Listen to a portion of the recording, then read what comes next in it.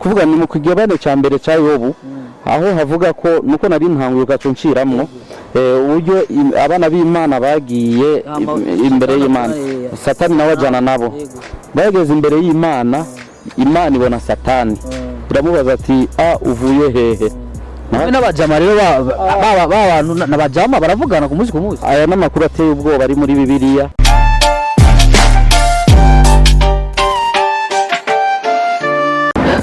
Yes Yesu rero ariko aravuga ati niwe yaje aza ku isi azanya kugakiza niko ariko aravuga kuri zino kamera kuri no kamera ya Kiyago Media TV. Yego niko nariko ndavuga cavuga umuvugishwa yamuvuze ko Timotheo yitwa Timotheo. Timotheo namuvuze Timotheo wa mbere avuga na Isaya shehe yamwemeye abo sinzi ko Timotheo shehe yamwemeye wo Timotheo uramwemeye muri Bibiliya ko iyo Timotheo yari nk'umuvugo mwigishwa ni umwigishwa wa Paulo ari Paulo ari Timotheo urabemera ko baba bigishwa b'ibikorwa byiza by'Imana ariko ivyo banditse sindavyemera 100%. Egome ko ari byo wemera egome hama kuri ivyo yavuze bijanye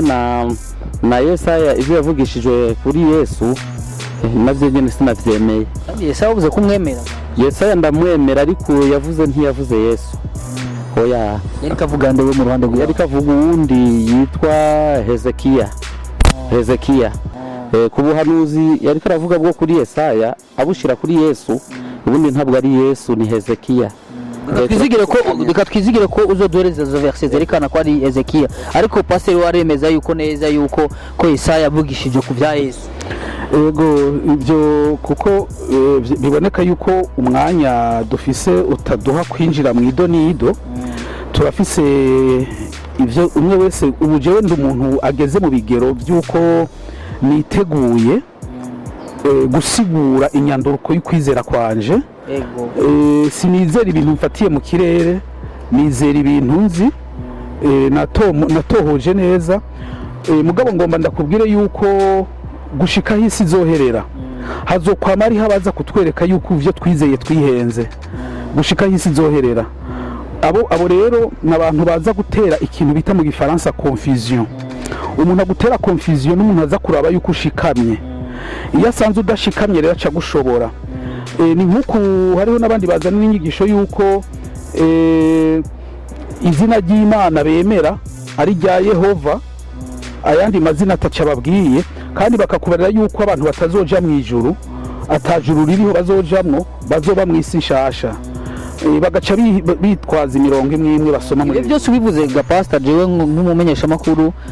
nibaza yuko ku ruhande rw'iwanje noca mfatira ngaho nyene nkavuga ati ayo mazina yose muvuga abajeho bavuga ati izina ry'Imana ni Jehova shehe hano nawe ndibaza izina ry'Imana we izina ry'Imana yitwa gute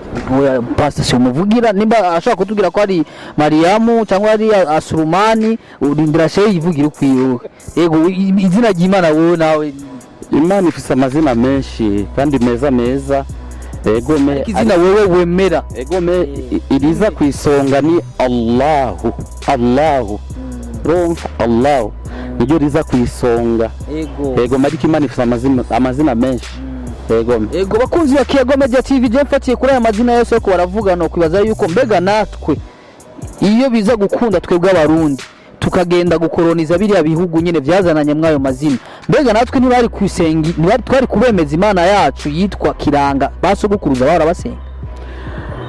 tuza kuba puissance tuza kuba turi inguvu zikomeye zitwara inosi tukagenda nko muri Amerika tukabakoroniza cyangwa tukagenda mu bihugu by'abarabu kubakoroniza eske Kiranga nitwari kumubemeza ko bigaragara neza ko ari inguvu zaje zivuye mu mahanga Kiranga nitwari kubemeza ko natwe dufite Imana yitwa Kiranga. Ingorane y'iyo Mana yabasokuru iyo bita Kiranga burya kugira umenye Imana ko ari Imana uraba ingene bayisenga ingene bayisenga uburyo bacamo mu kuyisenga harimo inyifato zimwe zitabereye Imana harimo inyifato zitubahisha Imana harimo inyifato z'igipagani n'ibitera soni muri ubwo nta Mana rero iba mu bitera soni rero nico gituma iryo zina rya Kiranga nabene ryo rirabatera n'isoni birabatera isoni aho bamariye kubonera iyo yindi mana yitwa Yehova, yitwa ndiho, yitwa nduwo ndiwe. Allah kutamuvuga havuzwe na Allah hano uravuga Allah jewe nuko igitabo jewe nakiriye kirimo inkuru nziza nakiriye ubutumwa n'amateka y'ivy'Imana ingene yabanye n'abantu. Iryo zina ntaririmwo, iryo zina abantu barashobora kurondera nandi mazina nk'uko umuntu yita umusheri w'izina yigombe, ugacuzana nandi mazina ugacushirako na Subhana wa Ta'ala, nkuko na Dawidi yayise yawe cyangwa ya rero mu by'ukuri jewe ibijyanye n'amazina nyakubahwa umenyesha amakuru, ibijyanye n'amazina nta mpuzo byo ntaburira, nta n'umwanya no byo ntwara. Ibijyanye n'amazina mugabo jewe ndaba iyo nzira iyo mana bariko barambarira, kuko Imana yaraduhaye ubwenge, ubwo bwenge budufashe yuko ata muntu yotwifatira. Umuntu akwifatire akuzanira inka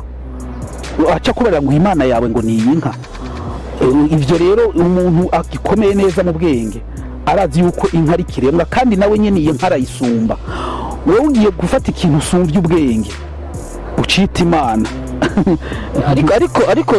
abantu batarakizwa cyangwa abantu batarabamisi abayisilamu je nibaza yuko Imana mumaze guhurira mu bwiza. Imana ntiboneka ubundi ijambo ry'Imana kuvuga kubera ngo ikintu kitavuga cyangwa kitagiki Imana murashobora guhurira mu quartier cyangwa mugahurira hejuru atanga guhura ngo uyibone amaso mu yando ya kandi ari impwemu.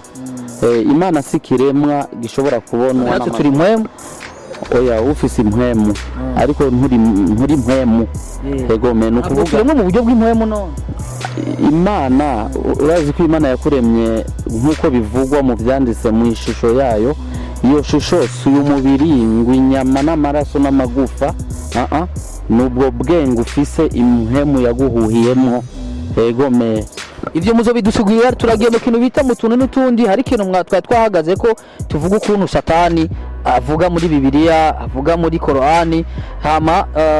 nibazo ko ariko kantu twoca tunabashimira ko na cyane ko mu kiganiro kizokurikira tuzofata umwanya ukwiye wisanzuye ukuntu muzodusigurira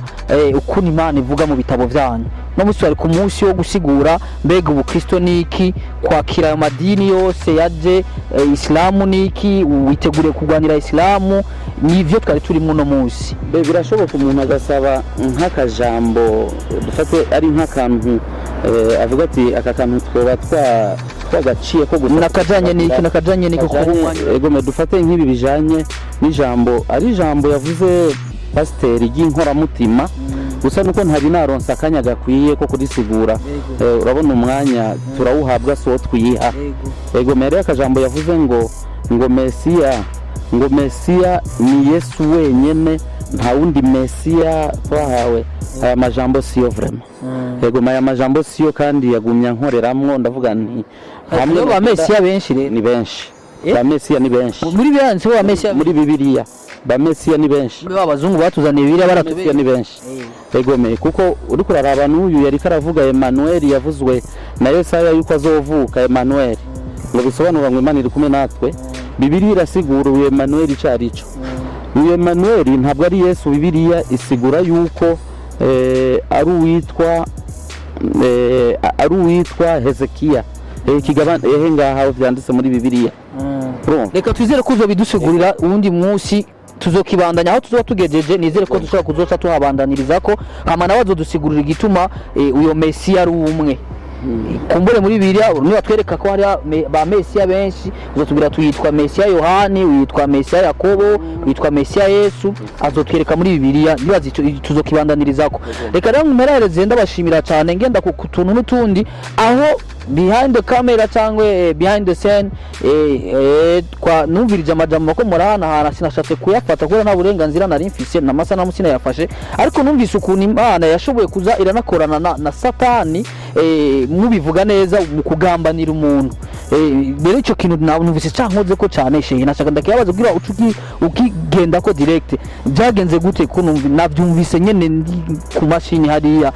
ariko nashaka unyereke neza hano Imana yashoboye gukorana na shetani kugira bashobore kuroga umuntu kandi umuntu ari Imana yiremeye.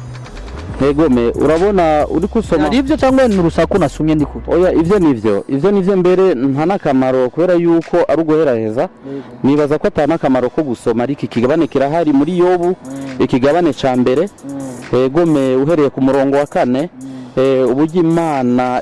yahanye ikiganiro na Satani baravugana kuvyerekeye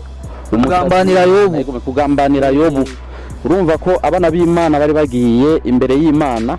hama Satani nawe ajana nabo iyo ni Bibiliya egome Satani ajana nabo nawe uravyemera ivyo ayo majambo urayemera babarira ndabajambo ayo majambo yahagaze mu kwizera ko abakristo abayisilamu to ntitwizera ibintu nk'ivyo kuko kwizera kwacu twebwe abayisilamu nta migenderanire Satani afitaniye n'Imana kandi bavuze ko muri Korani hari ahantu Satani avuga muri Korani nyene ingena adukubita amajidi ingena dukorera sawa arashobora kuvuga ati azotumena amaso azotugirira nabi azotuzanira abagore benshi ndako abagore benshi kwa mizima si cyaha egome kuko urabona Satani arigamba akavuga ati je umuntu tuzojana ko mpaka uri kusoma muri Korani nyeranda kigabane ca kabiri birahari ku murongo wa 30